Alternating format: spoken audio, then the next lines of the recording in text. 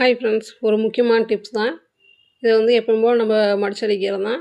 ஆனால் இதில் என்னென்னா, இந்த டாட் பிடிக்கிறதுல ஒரு சின்ன டிப்ஸு.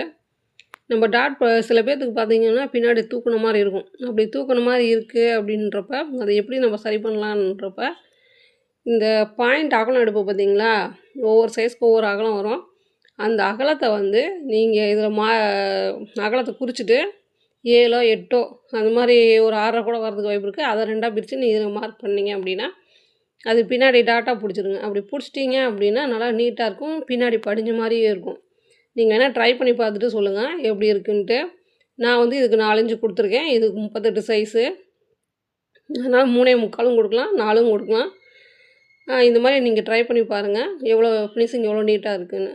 பிடிச்சிருந்தா லைக் பண்ணுங்கள், சப்ஸ்கிரைப் பண்ணிக்கிங்க.